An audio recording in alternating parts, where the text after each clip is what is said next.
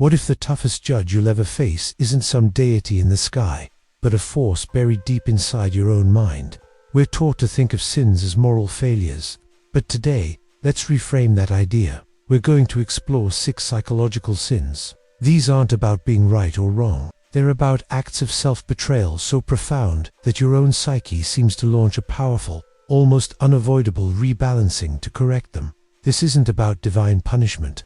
It's your mind's desperate attempt to pull you back from the brink. The great psychoanalyst Carl Jung saw this not as a supernatural event, but as a fundamental law of our inner world. He believed that when our conscious life leans too far in one direction, or when we betray who we truly are, the unconscious rises up to restore balance. He called this principle enantiodromia, the natural tendency of things to swing toward their opposite. If you push too hard one way, your own mind will generate an equal and opposite force to bring you back to center. This rebalancing often feels like a crisis, a string of bad luck, or even fate. But really, it's your own soul demanding to be heard. So, what are these acts? What kind of self-betrayal triggers this relentless, corrective justice? Let's explore the 6 psychological sins your own psyche won't let you ignore. The first and most foundational sin is the constant, grinding betrayal of your authentic self. This is the daily habit of saying yes when your entire being is screaming no. It's ignoring your gut feeling to please someone else, ditching your own values to avoid a fight, and squeezing yourself into a shape the world likes, but your soul can't breathe in. Self-betrayal is choosing external approval over your own internal truth. Every time you do this, it's not just a tiny compromise. You're sending a message to the deepest part of you that its needs don't matter. You are literally teaching yourself that your own feelings are less important than what others expect. This chips away at your self-worth, builds anxiety, and creates a constant low-level stress from the inner conflict of living a lie. The psychic justice here isn't a lightning bolt from the sky. It's a slow, creeping emptiness. Life starts to lose its color and meaning.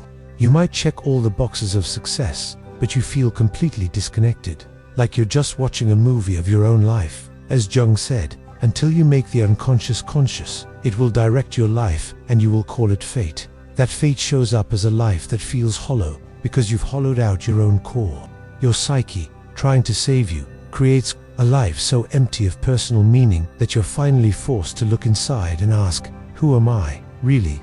And what have I done with my one precious life? The second sin is deliberately refusing to look at your own darkness. Jung called this unexamined part of us the shadow. It holds all the impulses, desires, and traits we find shameful or scary and have pushed down. It's our greed, our rage, our laziness, our cruelty, everything we pretend we are not. But when you deny your shadow, it doesn't just vanish. It actually gets stronger in the dark. The less you acknowledge it in your conscious life, the more power it builds. That psychic energy has to go somewhere, and it starts leaking out in ways you can't control. This is where so much self-sabotage comes from. The person who denies their anger might seem calm, but creates chaos with passive-aggressive behavior. The person who refuses to see their own flaws becomes incredibly judgmental of those same flaws in other people, a process called projection. The justice for this sin is almost poetic in its design. It's as if the universe forces you to meet your shadow in the outside world. If you deny your own capacity for deceit, you'll constantly feel betrayed by liars. If you refuse to see your own neediness, you'll find yourself surrounded by people who drain you. The people who trigger you the most are often just mirrors, showing you the very parts of yourself you've refused to own. The psyche's rebalancing act is to make your outer world a reflection of your inner, unexamined mess. This continues until you stop pointing fingers and finally turn your gaze inward, to the darkness you've been avoiding all along. The third psychological sin is contempt. This isn't just criticism. It's a toxic judgment that sees another person as worthless or beneath you. It often springs from projection. You take the shame you feel about yourself, put it onto someone else, and suddenly you get to feel superior. When you look at someone else with contempt, you're often staring at a rejected piece of your own shadow. This sin is like acid. Living in a state of contempt, whether you're giving it or receiving it, takes a huge toll. For the person feeling it, it builds a prison of superiority, making it impossible to truly connect with anyone. For the person being judged, it can eat away at their very sense of self. The psychic justice for this is isolation. Research from Dr. John Gottman has shown that contempt is one of the strongest predictors of divorce, and it destroys friendships and careers with the same chilling efficiency. The person who constantly looks down on others eventually finds themselves all alone, wondering why nobody wants to be around. Their world gets smaller and smaller, and because they're always projecting their flaws onto others, they never face their own. But the psyche needs balance. Life will eventually hand them a humbling experience, failure, a loss, a crisis that shatters their illusion of being better than everyone else. They are forced to face the very feelings of worthlessness they tried to pin on others, or be crushed by the loneliness their own judgment created. Asterisk. Alright, we're halfway through, and if this is hitting home, it's because this is real human stuff. It's not always easy to look at. If you're getting something out of this exploration and want to keep digging into how the mind really works. The fourth sin is stagnation, the passive refusal to take part in your own evolution. Think about it.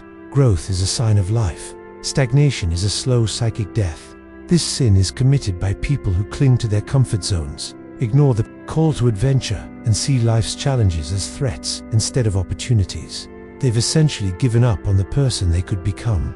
This refusal to grow usually comes from a fear of failure, or just not knowing what you want. But the psyche isn't a static system. It has one main goal: to move you toward wholeness, a process Jung called individuation. When you refuse to participate, your psyche reads it as a kind of death signal. The justice for stagnation is a slow, creeping despair. It shows up as boredom, apathy, and a deep sense that nothing matters. Life becomes a flat line of mundane routines with no spark or passion. This isn't just a bad mood. It can spiral into serious issues like anxiety and depression. Your psyche is basically sounding an alarm. By refusing to grow, you're violating your own nature. It will make your current state so miserable that you're forced to make a choice: either grow or give in to a life of quiet desperation. The pain of staying the same has to become greater than the pain of changing. That is the psyche's brutal, but ultimately merciful, ultimatum. Asterisk. The fifth sin is what Jungians call ego inflation.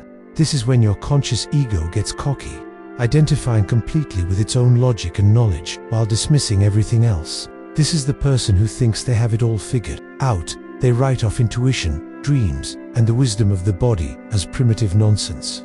They are, in a sense, hypnotized by their own intellect. This kind of one-sidedness creates a huge imbalance. The ego, thinking it's the king of the castle, is totally blind to the vast, powerful forces at play in the unconscious. It develops a massive blind spot. It becomes unable to learn from its mistakes or see the future clearly because it has cut itself off from deeper sources of wisdom. The psyche's correction for this is often swift and humbling. This is where that principle of enantiodromio, the swing to the opposite, really shows up. The universe delivers a lesson that logic simply can't explain. It might be a sudden, spectacular failure in a perfectly crafted plan. It might be a powerful synchronicity that shatters a rational worldview. It could be a crisis that brings that inflated ego right to its knees, forcing it to finally admit, "I don't know." This humbling event serves one purpose: to deflate the ego and make it realize that it's not the center of the universe, but just one small part of a much larger, mysterious whole. Asterisk. The final psychological sin is giving up your personal responsibility. This is the act of handing over your life's authority to someone or something else: a partner, a guru, a political movement, or a rigid ideology. It's the secret wish to go back to being a child, where someone else makes the tough calls and takes the blame if things go wrong. This can feel safe for a while, but it's a profound act of self-betrayal. When you give away your power, you also give away your freedom. You're putting the key to your own life in somebody else's pocket. This leads to a state of learned helplessness and eventually deep resentment. The justice for this sin is a life lived as a victim. By refusing to own your choices, you make yourself powerless. Life becomes something that just happens to you. You find yourself stuck in the same negative patterns, wondering why the same problems keep appearing and failing to see that you are the common denominator. The psyche's rebalancing act is to make the feeling of powerlessness so sharp, so painful, that you're finally forced to take your power back. It makes you see that blaming everyone else is a dead end. The only way out is to pick up the crown you gave away. Place it back on your own head and accept the terrifying but liberating weight of being the ultimate authority in your own life. Asterisk. So these 6 concepts, self-betrayal, shadow, denial, contempt, stagnation, ego, inflation, and forfeited sovereignty, aren't about punishment from an angry God. They're about what happens when we violate the fundamental laws of our own inner nature. Carl Jung believed our mistakes and failures are actually essential for our growth, because they give us the most powerful reasons to change. The crises, the pain, and the patterns that feel like your inescapable fate are often just your psyche's desperate attempts to get your attention. It is the soul's cry for growth, for balance, and for wholeness. The way to avoid this brutal rebalancing isn't to be perfect, but to be honest. It takes the courage to be authentic, the humility to face your shadow, the compassion to stop judging, the will to keep growing, and the strength to take full responsibility for your own life. The most terrifying and the most liberating truth is that the goal is simply to accept yourself completely. It's the only path to real psychological freedom. It's the journey of a lifetime, and it's the one that matters most. So, what do you think? Did any of these psychological scenes hit a little too close to home? Share your thoughts in the comments below. Honestly, read them all. And if this video gave you something to think about, please like it and share it with someone who might need to hear this message. Don't forget to subscribe for more deep dives into psychology and the human experience. Thanks for watching.